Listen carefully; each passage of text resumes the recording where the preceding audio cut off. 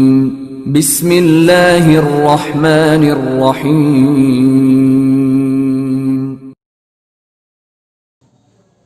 عقاب سلطان عماد الدین زنگی کے دور کے ایک مجاہد کی اولو الانگیز داستان۔ Episode number 4۔ عامر گھوڑے پر سوار ہوا، ایک الوداعی نگاہ سب پر ڈالی اور اپنے گھوڑے کو ایڑ لگا کر اس شمال کی طرف بڑھ گیا تھا۔ جبل ہلال کے تنگ سلسلے سے گزرنے کے بعد وہ اپنی بستی بلاس میں اپنے چاچا کے دروازے پر دستک دے رہا تھا۔ تھوڑی دیر بعد دروازہ کھلا اور عدنان سامنے کھڑا تھا۔ عامر کو دیکھتے ہی اس نے کہا، آپ کہاں چلے گئے تھے؟ ہم دونوں بہن بھائی سخت پریشان تھے۔ روب رو رہی تھی، وہ کہہ رہی تھی ابی کی تلخ کلامی کے باعث آخی ہمیں چھوڑ کر چلے گئے ہیں۔ عامر نے اندر داخل ہوتے ہوئے کہا، مجھے افسوس ہے، میں نے تمہیں نیند سے جگا دیا ہے۔ دروازہ بند کر کے عدنان نے عامر کے گھوڑے کی باگ پکڑتے ہوئے کہا، میں اور عروب سوئے نہیں تھے، ہم دونوں بہن بھائی جاگ کر آپ کا انتظار کر رہے تھے۔ عدنان گھوڑے کو لے کر استبل کی طرف چل دیا، عامر بھی اس کے ساتھ ہو لیا۔ عدنان جب گھوڑے کی زین اتارنے کے بعد اس کے آگے آگے چارہ ڈال رہا تھا، اندر سے عروب بھاگتے ہوئے نکلے اور عامر کی پشت سے لپٹتے ہوئے اس نے روتی آواز میں پوچھا، یا آخی آپ کہاں چلے گئے تھے؟ آپ نے یہ بھی نہیں سوچا کہ کوئی بہن کوئی بھائی آپ کا انتظار کر رہے ہوں گے؟ عروب جب علیحدہ ہوئی تو عامر نے شفقت سے اس کے سر پر ہاتھ پھیرتے ہوئے کہا، میں اپنے باپ کے قاتلوں کی تلاش میں دمشق گیا تھا۔ عدنان نے بڑے شوق سے پوچھا، پھر ان کا کچھ پتہ چلا؟ عامر نے اپنے گھوڑے کی زین کی طرف بڑھتے ہوئے کہا، مجھے صرف قاتل کے جوتوں کی نقش یاد ہے، جس آدمی پر مجھے شک تھا آج میں اس کے جوتے اٹھا کر لایا ہوں۔ عامر نے آگے بڑھ کر زین سے بندھی ہوئی چمڑے کی خرچن سے سکلات جوتے نکالے اور عروب کی طرف دیکھتے ہوئے کہا، اس نے مشغل لانے کو کہا۔ عروب بھاگ کر اندر گئی اور چلتی ہوئی مشغل اٹھا لائی۔ عامر نے استبل کے اندر جہاں گھوڑے بندھے ہوئے تھے زمین نرم اور بھربھری ہوئی تھی، دونوں جوتوں کے نشان بنائے۔ پھر جب عروب نے مشغل نزدیک کیے تو عامر چلا اٹھا، خدا کی قسم وہ نقوش انہی جوتوں کے ہے جو میرے ذہن میں محفوظ ہے۔ پھر عامر نے غصے اور غضبناک کی حالت میں کہا، اے سکلاج، تو میرے باپ کا قاتل ہے، اب تو میرے ہاتھوں بچ نہیں سکے گا۔ عامر پر جنون سا طاری ہو گیا تھا۔ عروب نے اس کے ہاتھ سے جوتے لے کر دوبارہ زین سے بندھی خرچین میں ڈال دی۔ پھر وہ دونوں بہن بھائی عامر کے بازو پکڑ کر سامنے والے کمرے کی طرف چل رہے تھے۔ دوسرے روز دوپہر کے قریب عامر اپنے باغات اور کھیتوں میں کام کرنے کے بعد گھر جانے کے لیے اپنے گھوڑے پر زین ڈال رہا تھا کہ اس نے دیکھا کہ 6 مسلح سوار اپنے گھوڑوں کو دوڑاتے ہوئے اس کی بستی ہلاس سے نکل کر دریائے آپانا کے کنارے کنارے دمشق کی طرف اپنے گھوڑوں کو دوڑانے لگے تھے۔ اس وقت دریا کے کنارے دونوں قبیلوں کی لڑکیاں اپنے اپنے حدود میں کپڑے دھو رہی تھی، جبکہ دونوں قبیلوں کی چراگاہوں میں چرواہے اپنے ریوڑ چرا رہے تھے۔ عامر اپنے گھوڑے پر سوار ہوا اور اسے ایڑ لگا کر بستی کی طرف دوڑا دیا۔ ابھی گھوڑا چند ہی قدم آگے بڑھا تھا کہ عامر نے ایک دم گھوڑے کی باکیں کھینچ کر اسے رک جانے پر مجبور کر دیا۔ جواب میں گھوڑا اپنی اگلی ٹانگیں اٹھا کر احتجاجی کے طور پر بری طرح ہنہنایا تھا۔ عامر کے کانوں میں کسی لڑکی کی ہولناک چیخ سنائی دی تھی۔ عامر پہچان گیا، وہ آواز نائرہ کی تھی، نائرہ بنت سالم کی۔ عامر نے مڑ کر دیکھا، دریا کے کنارے وہ سوار جو ابھی ابھی اس کی بستی سے نکل کر گئے تھے نائرہ کو اٹھا کر لے جانے کی کوشش کر رہے تھے، جبکہ بنو زیبان کی دوسری لڑکیوں نے ان سواروں کی گھوڑوں کی باگیں پکڑ لی تھی اور انہیں رکنے پر مجبور کر دیا تھا۔ عامر نے اپنے گھوڑے کو ایڑ لگا کر اس سمت سر پر دوڑا دیا تھا جہاں بنو زیبان کی لڑکیاں تھوڑی دیر قبل بیٹھ کر کپڑے دھو رہی تھی اور اب سارے مل کر نائرہ کو اغوا ہو جانے سے بچانے کی کوشش کر رہے تھے۔ عامر کا توانا اور سرکش گھوڑا جست پر جست اور زکند پر زکند لیتا ہوا آن کی آن میں ان سواروں کے سر پر جا پہنچا۔ عامر انہیں پہچان گیا، وہ طاہر المرزغانی کے آدمی تھے۔ وہ بھی عامر کو پہچان گئے اور ان میں سے ایک نے اپنی زہریلی آواز میں کہا، تو تم ہمارے منہ لگنے سے باز نہیں آئے؟ پہلے دمشق سے بدر ہوئے، اب یہاں سے بھی در بدر ہونے کا ارادہ ہے؟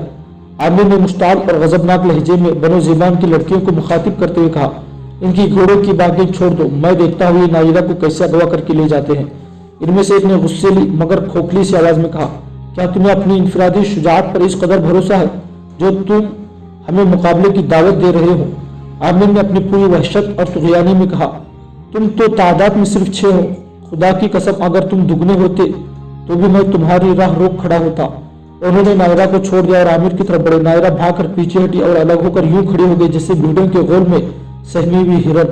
وہ سب ایک ساتھ آگے بڑھ کر عامر پر حملہ ور ہونا چاہتے تھے کہ بنو زیبان کی بستی حوران کی طرف سے کئی سوار اپنے گھوڑے دوڑاتے ہوئے آئے۔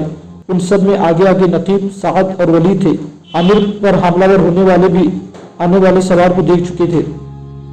हमला उन्होंने आंखों में कोई मशवरा किया, लिहाजा उन्होंने आंखों में कोई मशवरा किया और आमिर पर हमलावर होने के बजाय एक पहलू बचाकर भाग खड़े हुए थे।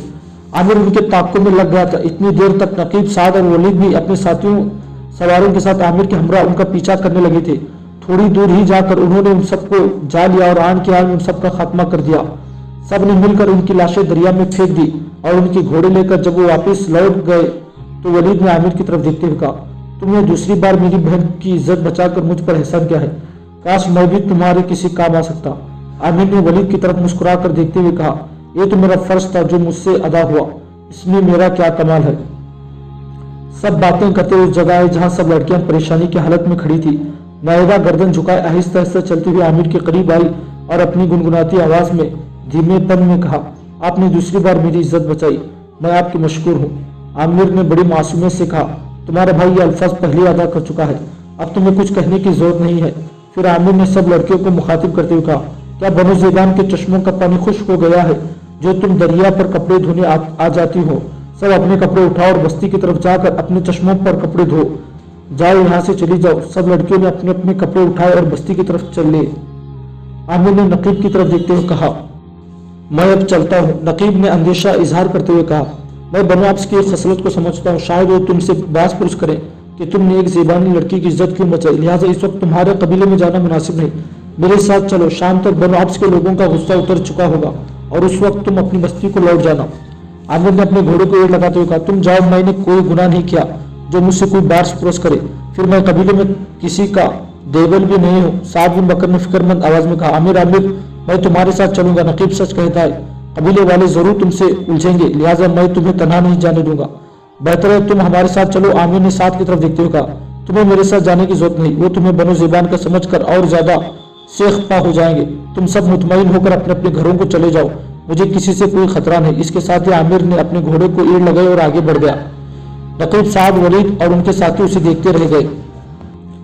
आमिर जब अपनी बस्ती के करीब पहुंचा तो उसने देखा खजूरों की एक झुंड के करीब बस्ती के बेशुमार मर्द जमा थे, जिनके सामने बस्ती का सरदार वाइल बिन गौस एक चटाई पर बैठा हुआ था। सब लोग खामोश थे, जिसे कोई अनहोनी बात हो गई हो या किसी तवील मशवरे की बात वो चुप हो गए हो। आमिर जब उनके पास से गुजरने लगा तो बनो अब्स के सरदार वाइल बिन गौस ने उसे आवाज देते हुए कहा, आमिर इस तरफ आओ, मेरी बात सुनो, हम सब तुम्हारे इंतजार कर रहे थे, तुम बस्ती की तरफ क्या लेने जा रहे हो? वाइल बिन गौस की आवाज में तकलीफ और लर्जिश थी। आमिर अपने घोड़े से उतरा और वाइल बिन गौस के पास आ खड़ा हुआ और धीमी से आवाज में पूछा, मैंने कौन सा गुनाह किया है जो आप लोग एक अदालत की सूरत में मेरा इंतजार कर रहे हैं? वाइल बिन गौस ने चटाई के खाली हिस्से पर हाथ मारते हुए कहा, बैठ जाओ। आमिर खड़ा रहा और जख्मी सी लहजे में उसने कहा, मुझे इल्म नहीं तुम लोगों ने मुझे यहाँ क्यों तलब किया है, ताहम अगर मेरा कोई फेल कबीले वालों को नागवार गुजरा तो मैं बहैसियत एक मुजरिम खड़ा रहना ज्यादा पसंद करूंगा। वाइल बिन गौस कुछ सोचने लगा।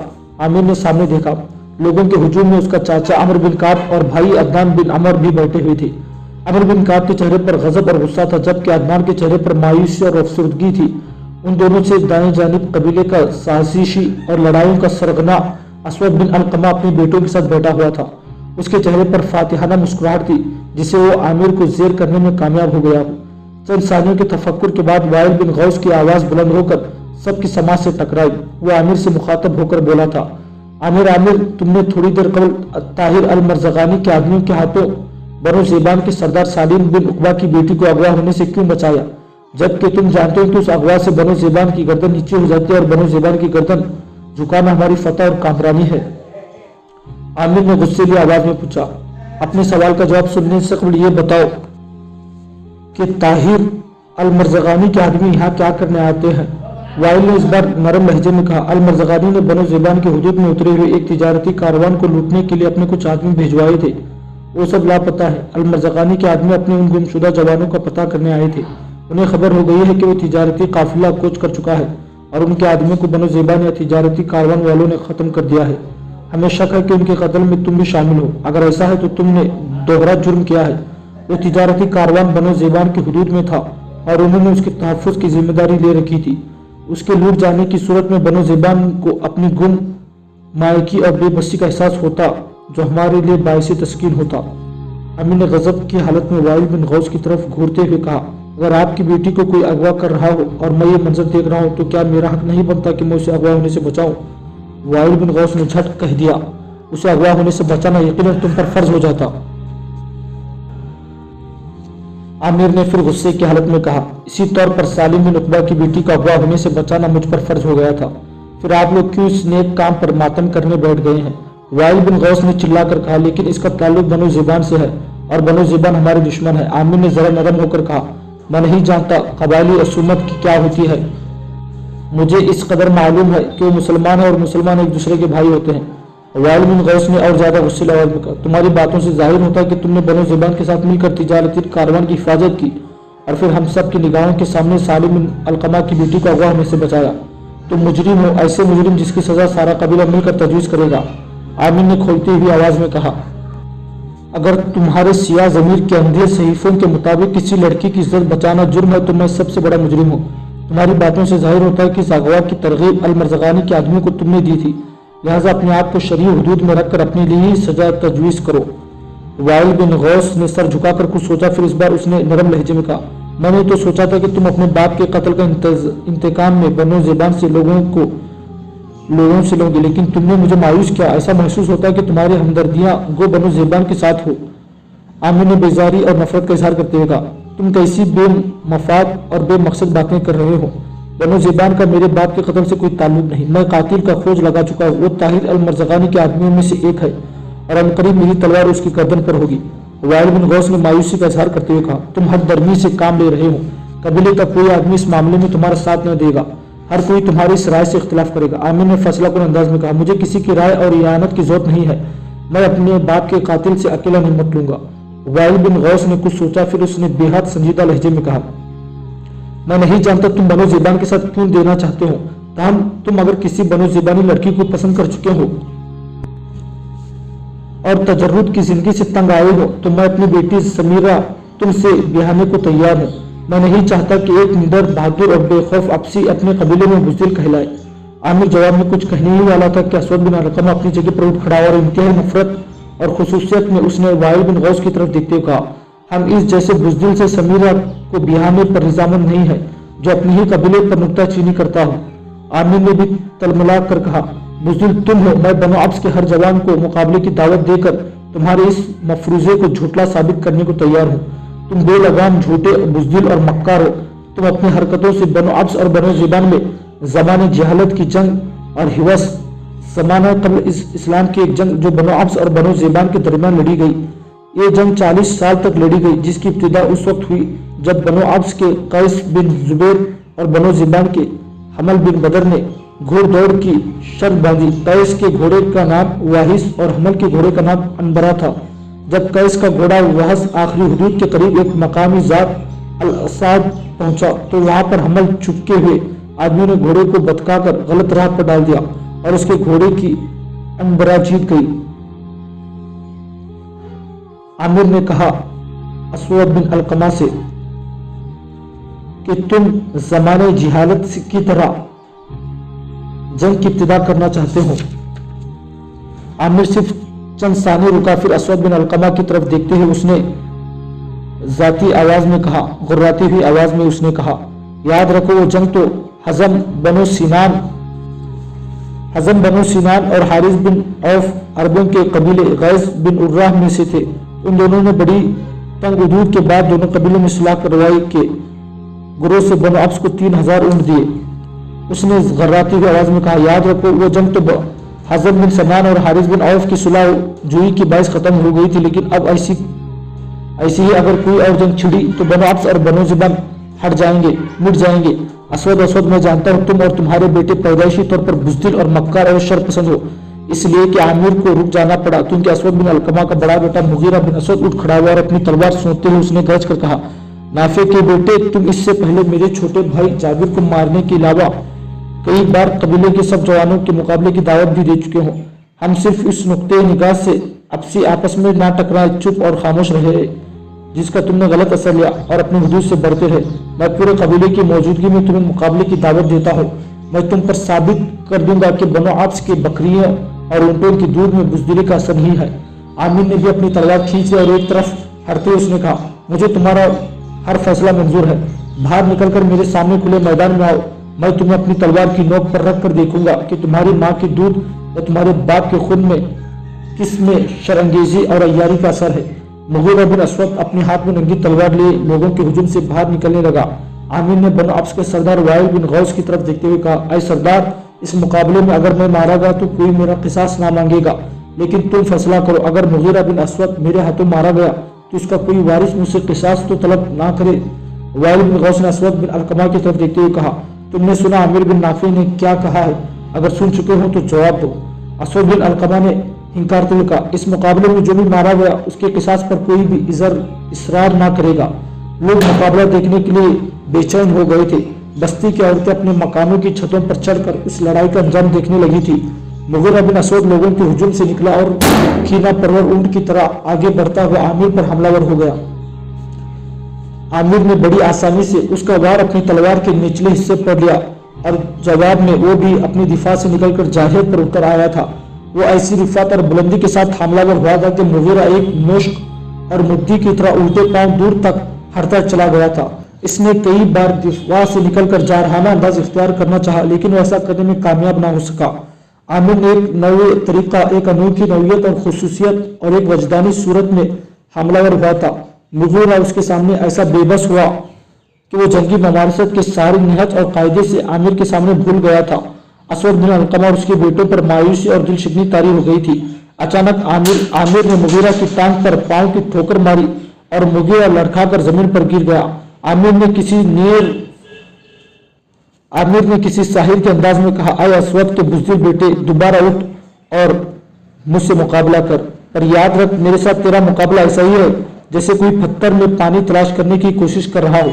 ऐ दुश्मन बदनिहात, मेरे खिलाफ तेरा कोई भी वार तेरे लिए फतह की नोईद कामयाबी की बशारत लेकर नहीं आएगा। उठ के मैं तुम्हें शिकस्त की सुख्तगी और नाकामी की जलन में गिरेबा दरबर कर दूं। आमिर पीछे हट खड़ा हो गया। मुगीरा उठा और उस पर वार करने लगा। आमिर फिर उसका वार रोका और दोबारा मुगीरा के लिए तूफान और तंदी को हिसार बन गया था। उसके हमले में पहले से भी ज्यादा निफासत और पाकिजगी थी। मुगीरा के सारे शुकूक शुबहात जाते रहे। दोबारा वो आमिर के सामने जम न सका और आमिर उसे धकेलता हुआ उसके खजूर के पास ले गया था जिसके सहारा लेकर बनो अब्स का सरदार वाइल बिन गौस बैठा हुआ था। एकदम आमिर ने अपनी तलवार फिजा में बुलंद करके उस जोर से गिराते हुए मुगीरा की तलवार पर मारी कि मुगीरा की तलवार दरमियान से कटकर दो हिस्सों में बढ़ गई थी। आमिर ने गर्राती हुई कहा, मुगीरा, मैंने तुम्हारे हर गम वजन को तोड़कर तुम्हारे गुरूर को तिलसिम को शिकस्त कर तुम्हें मायूसी के अंधेरे में उतार दिया है। याद रखो, मैं दमिश्क शहर में भी रहकर अपने सहराई हर्ब और ज़र्ब को नहीं भूला। वो मैं तुम्हारा किसास पहले ही माफ कर चुका हूँ और अगर मैं तुम्हें कत्ल कर दूं तो मुझ पर कोई शिकवा अंदेशा नहीं। इसके बावजूद मैं तुम्हें माफ करता हूँ, लेकिन याद रखो, आज के बाद अगर तुमने मेरे सामने लाफजनी की तो मेरी तलवार तुम्हारी गर्दन पर बरसेगी। मुगीरा ने कोई जवाब न दिया और उसी वक्त कबीले के चंद जवान उठे और अपनी तलवार सोंधकर आमिर की तरफ बढ़े। उनमें से एक ने अपनी तलवार लहराते हुए कहा, मुगीरा को शर्मिंदगी और शिकस्त का एहसास दिलाने वाले जिंदा नहीं रह सकता। मुगीरा उठ खड़ा हुआ और एक तरफ हट कर खड़ा हो गया। शायद वो अपनी शिकस्त तस्लीम कर चुका था। आमिर अपनी जगह पर चौकस हो चुका था। शायद वो अपनी तरफ बढ़ने वाले मुसले जवानों से मुकाबला करने का आज़म कर चुका था। उसी दौरान शायद वाइल बिन गौस कोई फैसला कर चुका था, लिहाजा वो अपनी जगह पर उठ खड़ा हुआ और झिंकारती हुई लहजे में आमिर की तरफ बढ़ते नौजवानों को मुखातिब करते हुए कहा, किसी ने भी अगर झगड़े को तूल दिया तो उसे किसास उसूल किया जाएगा। सब अपनी तलवारें नियाम में कर लो और अपने अपने घरों को चले जाओ। आमिर की तरफ बढ़ने वाले सब जवान रुक गए। चंद लम्हों तक वो शिकायत आमेज अंदाज में वाइल बिन गौस की तरफ देखते रहे, फिर अपनी तलवार नियाम में करते हुए अपने घरों को चले गए। खजूरों की झुंडते बैठे हुए बनो अब्स के लोग भी उठ खड़े हुए और आमिर के खिलाफ खुसर फुसर करते हुए अपने अपने घरों को लौटने लगे थे। अमर बिन काब ने आमिर के पास से गुजरते हुए गुस्सेली और खा जाने वाली निगाहों से देखा। फिर जहर आलूद आवाज में उसने कहा, बेहतर है कि तुम कहीं और चले जाओ। मेरे लिए बाइस गार है कि मेरे भाई का बेटा दुश्मन कबीले से ताल्लुकात इस्तेवार करे। आमिर ने कोई जवाब न दिया। वो इसी तरह अपनी तलवार मजबूती से पकड़कर खड़ा रहा। आमिर बिन काब आगे बढ़ गया। इतने में वाइल बिन गौस आमिर के करीब आया और हमदर्दाना अंदाज में कहा, मुझे तुमसे हमदर्दी है। मैं नहीं जानता तुम्हारा झुकाव बनो ज़िबान की तरफ क्यों है। बहरहाल मैं तुम्हें तंबीह करता हूँ कि कबीले वाले जरूर तुम्हें नुकसान पहुंचा कर रहेंगे, लिहाजा तुम कहीं और जाओ। वाइल बिन गौस भी आगे बढ़ गया। आमिर चंद लम्हों तक वहां खड़ा रहा। जब सारे लोग बस्ती में दाखिल हो गए तो आमिर अपने घोड़े पर सवार हुआ और घर जाने की बजाय अपने बागात की तरफ जा रहा था। शाम के धुंधलके जब ताक झांक करने लगे और सूरज गुरूब होने के लिए मगरिब की तरफ सुर्ख होकर झुक गया था, नकीब और साद बनो ज़िबान के सरदार सालम बिन उकबा की हवेली में दाखिल हुई। उस वक्त सालम और उसका बेटा वली सहन में बैठे हुए थे और उनके करीब ही नायरा मिट्टी के चूल्हे के पास बैठी खाना तैयार कर रही थी।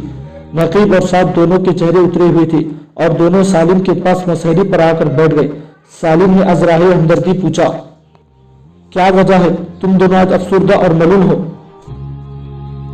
नकीब ने भिपरी भिपरी आवाज और पुरगंदा से लहजे में कहा, हम दोनों बुरी खबर लेकर आए हैं। आमिर का पता नहीं चल रहा वो किधर गया है। काफी काम में मसरूफ नायरा के हाथ रुक गए। उसके चेहरे पर गम की गहरी परछाइयां बिखर गई थी। वह अजीब सी वहशत में नकीब और साद की तरफ देख रही थी। सालिम ने फिक्रमंद आवाज में पूछा, क्या हुआ, आमिर को कहाँ गया वो? नकीब ने दुखी लहजे में कहा, थोड़ी देर कबल मैंने साद को उसका पता करने भेजा था। मुझे फिक्र थी कि नायरा को अगवा होने से बचाने पर बनो अब्स उसके खिलाफ हरकत में आएंगे। अब साद ये खबर लाया है कि नायरा को अगवा होने से बचाने पर आमिर जब बस्ती में गया तो बस्ती के सब लोग जमा थे, जिनकी मौजूदगी में वाइल बिन गौस ने उससे बास पुरस की कि उसने नजर बिन असद की तिजारती काफिले को लूटने से बचाने के अलावा नायरा को अगवा होने से क्यों बचाया? सालिम ने दरमियान में बोलते हुए कहा, ये बातें साद से किसी ने कही।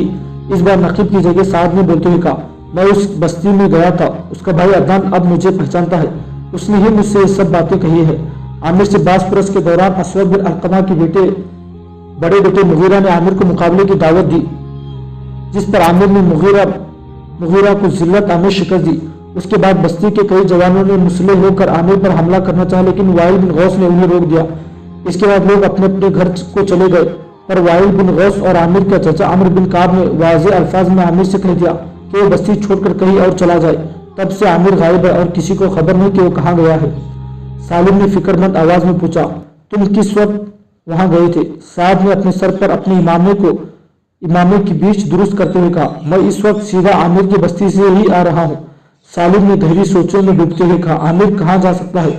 वो नादान है, उसे सीधे हमारी तरफ आना चाहिए था। अब उसने हमें फिक्र और बेचैनी में डाल दिया है। शायद उसने अपने जहन में ये मफरूजा कायम कर लिया है कि हम उसे बोझ तस्वुर करेंगे। खुदा की कसम, अगर वो यहाँ आ जाए तो मैं उसे अपना बेटा जानकर उसकी हिफाजत करूंगा। मेरा दिल कहता है कि अपने बाप का इंतकाम लेने दमिश्क की तरफ चला गया हो। इतने में बस्ती की मस्जिद से मगरिब की आवाज सुनाई दी। सालिम ने नकीब, साद, वलीद की तरफ देखते हुए कहा, आओ पहले मगरिब की नमाज अदा करें, उसके बाद बैठकर आमिर के मुतालिक सोचेंगे। वो चारों उठकर मस्जिद की तरफ चले गए। नायरा ने भी जल्दी जल्दी मगरिब की नमाज अदा की। उसके बाद वो हिरनी की तरह छलांगती हुई जबल हिलाल की उस चोटी की तरफ भाग रही थी जहां उसने आमिर के साथ मगरिब की नमाज के बाद रोजाना मिलने का अहद कर रखा था। नायरा अपनी फूली सांसें के साथ जब जबल हिलाल की चोटी पर आई तो वो उदास हो गई। वहां आमिर नहीं था।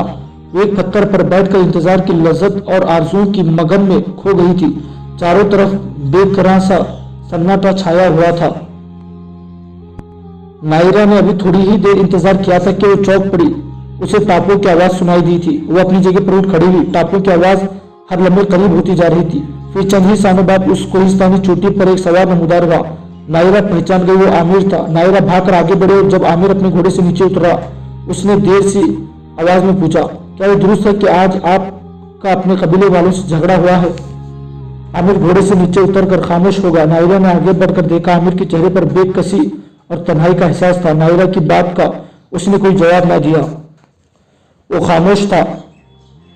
अजान के लिए जब मस्जिद के दरबान की तरह वो चुप था। असीरी की शर्त तारीख की तरह नायरा आगे बढ़ी और आमिर का बाजू थाम कर उसने हिलाते हुए पूछा, आप कहाँ गए हुए थे? मैंने आपसे कुछ पूछा है, आमिर ने दुखती हुई आवाज में पूछा। तुम्हें किसने बताया? नायरा ने आमिर का बाजू छोड़ते हुए कहा, नकीब ने साद को आपसे मिलने का भेजा था। उसने वापस आकर बाबा को बताया था कि आपका अपने कबीले वालों से झगड़ा हो गया है। आमिर ने कदम झुकाते हुए कहा, तुम लोगों ने ठीक ही सुना है। अब मैं यहाँ से चला जाऊंगा। यहाँ रहते हुए मेरे सामने तारीकियां के सिवा कुछ नहीं। सब कबीले वाले मुझसे नाला है, हत्ता कि मेरा चाचा भी मुझसे खफा है। नायरा ने दोबारा उसका बाजू पकड़ते हुए तसल्ली देने के अंदाज में कहा, चले मेरे साथ घर। आप दिन भर कहाँ रहे? बाबा के अलावा नकीब, साद और वलीद भाई आपकी गुमशदगी पर सख्त परेशान है। आमिर ने खोए खोए अंदाज में कहा, नहीं नायरा, इस वक्त मैं दमिश्क जा रहा हूँ। आज की रात मैं सकला से अपने बाप के कत्ल का बदला लूंगा। अगर मैं खुद मारा गया तो मुझे एक हंसी नियाज समझ कर भूल जाना। अगर मैं कामयाब होकर लौट आया तो फिर मुझे फैसला करना होगा कि मैं कहाँ चला जाऊं। आमिर की बातों से नायरा की मगमूम आंखें में आंसू उतर आए थे। उसने फिक्रमंद आवाज में कहा, यहाँ से निकलकर आप कहाँ जाएंगे? आमिर ने गर्दन झुकाते हुए कहा, फिर वक्त मेरे सामने दो रास्ते हैं। अव्वल मैं हलब के हुक्मरान उमादुद्दीन के लश्कर में शामिल हो जाऊं, सानियन मैं उस सरहदी ताजिर नजर बिन असद के पास चला जाऊंगा जो मुझे कई बार अपने पास आने की दावत दे चुका है। इन दोनों सूरतों में ही मैं एक दूसरे से बिछड़ जाएंगे। नायरा ने रोती आवाज में कहा, मैं आपको तन्हा और अकेला नहीं जाने दूंगी। मैं आपको एक बेबस और बेजाना मुसाफिर का एहसास नहीं होने दूंगी। आप मेरे हम कफ हैं, मेरे अनीस और खलील हैं। आप जहां भी जाएंगे मैं आपके साथ जाऊंगी।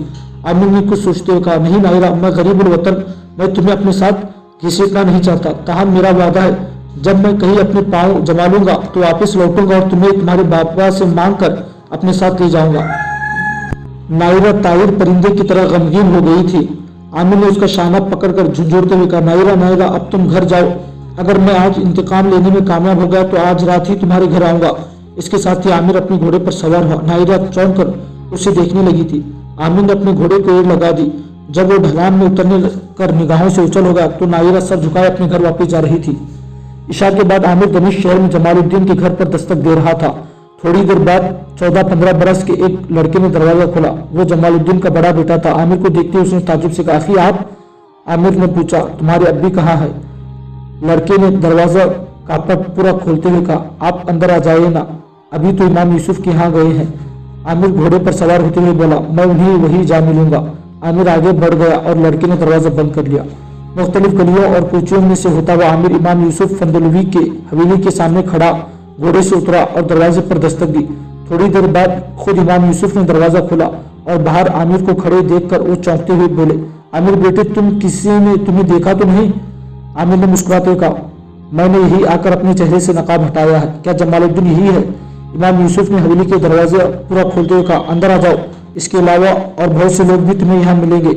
आमिर अंदर दाखिल हुआ। इमाम यूसुफ की रहनुमाई में उसने अपना घोड़ा अस्तबल में बांधा और फिर उनके साथ दीवान खाने में दाखिल हुआ। अंदर साबिक मुहतसिब जमालुद्दीन के अलावा दमिश्क के हुक्मरान बोरवी के दोनों भाई इस्माइल और शहाबुद्दीन बैठे थे। आमिर ने आगे बढ़कर तीनों से मुसाफा किया, फिर उनके दरमियान बैठ गया। जमालुद्दीन ने बात की इब्तिदा की और आमिर को मुखातिब करते हुए कहा, तुम निहायत मुनासिब वक्त पर आए हो, यहाँ तुम्हारी कमी महसूस की जा रही थी। आमिर ने गुस्सैली आवाज में कहा, मैं सकलात की खातिर आया था, वही मेरे बाप और शमामा का कातिल है। आज की शब में उसे इंतकाम लूंगा। जमालुद्दीन ने दरमियान में बोलते हुए कहा, सकलात तुम्हें यहाँ नहीं मिलेगा, उसे किसी पुरअसरार काम के सिलसिले में ताहिर अल-मरज़गानी ने बलबक भेजा हुआ है। लबनान का एक शहर जो बका के मुर्तफा के किनारे 3850 फीट की बुलंदी पर वाक़ है। ये शहर बागियों के नखलिस्तानों से घिरा हुआ है, बागों के नखलिस्तानों से घिरा हुआ है। इस शहर के नाम के बारे में कई बातें मंसूब है। बास के नजदीक ये सामी देवता बाल के नाम पर रखा गया है। सिकंदर आजम के बाद इस शहर का नाम हिलोपुलुस भी रख दिया गया है। ये शहर चूंकि दमिश्क से हिमिस को जाने वाली शाहरात पर वाक़ है, लिहाजा एक तिजारती मरकज की हैसियत रखता है।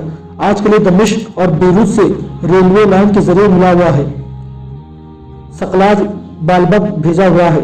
पिछली बार भी ताहिर अल-मरज़गानी ने अपने कुछ आदमी बलबक रवाना किए थे। उनके पीछे हमने भी अपने कुछ आदमी भेजे थे। उन्होंने वापस आकर इत्तला दी थी कि ताहिर अल-मरज़गानी ईसाइयों के साथ मिलकर दमिश्क के खिलाफ साजबाज कर रहा है। अब सकलाज कुछ आदमियों को लेकर बालबक गया है। हमने भी उसके ताक़ुब में अपने आदमी रवाना किए हैं। आमिर खड़ा होता हुआ बोला, मैं अब जाता हूँ, मेरे लिए बहुत अच्छा मौका है। मैं बालबक शहर में ही सकलाज से निपट लूंगा। जमालुद्दीन ने खड़े होते हुए कहा, सुनो, बालबक शहर से बाहर बाल देवता के माबद अहले कनान का एक देवता का नाम बनी इसराइली भी अक्सर औकात उसी देवता की प्रस्तुत करते रहे हैं। शिमाली शाम के इलाके रास अशमरा से मिलने वाली मिट्टी को तख्तों से इल्म होता है कि बाल देवता को मौत, हयात, खुराक, ज़ारात और मशों का देवता समझा जाता था। हजरत इलियास की कौम भी उसी देवता की प्रस्तुत करती थी। कुरान मजीद में बालबक का लफ्ज़ शोहर के मायने में इस्तेमाल हुआ है। सुनो, बालबक शहर से बाहर बाल देवता के माबाद के खंडरात है। उन्हीं खंडरात के आयन सामने मगरिब की तरफ एक सराय है। सकलाज के ताक़ुब में हमने जो आदमी रवाना किए हैं वो सराय में ठहरेंगे। तुम उनसे राब्ता कायम करना, वो तुम्हें सकलाज के ठिकाने से आगाह कर सकेंगे और उस तरह तुम आसानी के साथ उससे निमट सकोगे। आमिर सुनो, हमारे आदमी के सरदार का नाम रुकनुद्दीन है। वो एक कुम्नान तुर्क है। उसकी दाढ़ी छोटी, आंखें भेड़िए की तरह भूरवी है। वो एक शुजा और मिल्लत और मजहब परस्त जवान है। वो सकलात से इंतकाम लेने में तुम्हारी मदद करेगा। एहतियात से काम लेना। सकलात के साथ 20 ऐसे मुसले जवान भी हैं जो उसकी हिफाजत करते हैं। आमिर ने छाती तानते हुए कहा, इंशाअल्लाह सकलात को दमिश्क लौटना नसीब ना होगा। इसके बाद आमिर ने सबसे मुसाफा किया, इस्तबल से अपना घोड़ा लिया और बाहर निकल गया। आधी रात से थोड़ी देर पहले आमिर बनो ज़ेबान की बस्ती हुरान में सालिम बिन उकबा के दरवाजे पर दस्तक दे रहा था। अंदर शहर में दरवाजे की तरफ आते हुए किसी ने पूछा, कौन है? आमिर ने धीमी हुई आवाज में कहा, दरवाजा खोलो वलीद, मैं आमिर बिन नाफे हूँ। दरवाजा फौरन खोला गया। सामने वलीद खड़ा था। एकदम वो आमिर से लिपटते हुए बोला, आप कहाँ रहे हैं? हम आपकी गुमशुदगी पर सख्त परेशान थे। इतने में शहर से सालिम की आवाज सुनाई दी, वलीद वलीद, कौन आया है?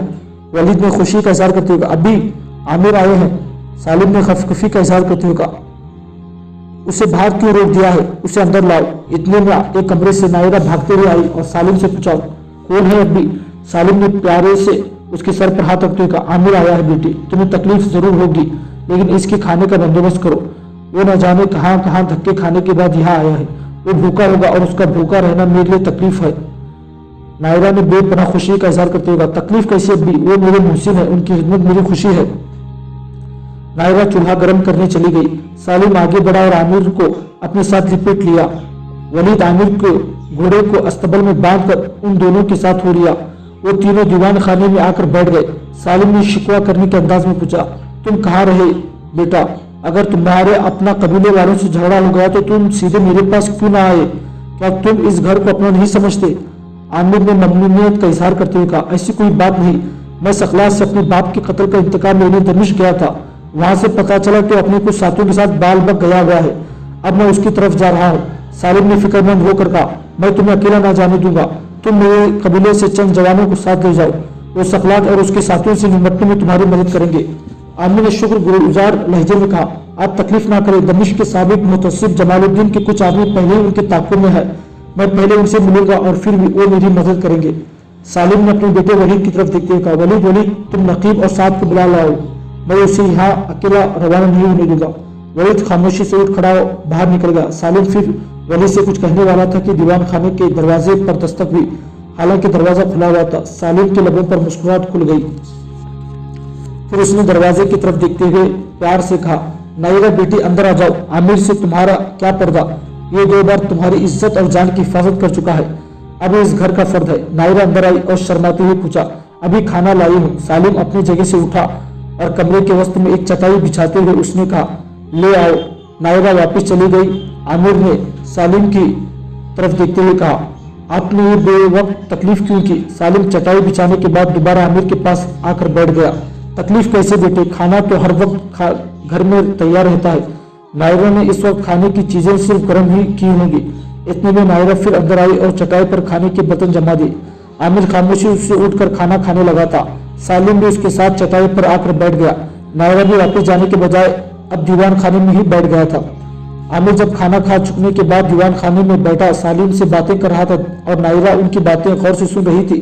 नकीब, साद और वलीद दीवान खाने में दाखिल हुए।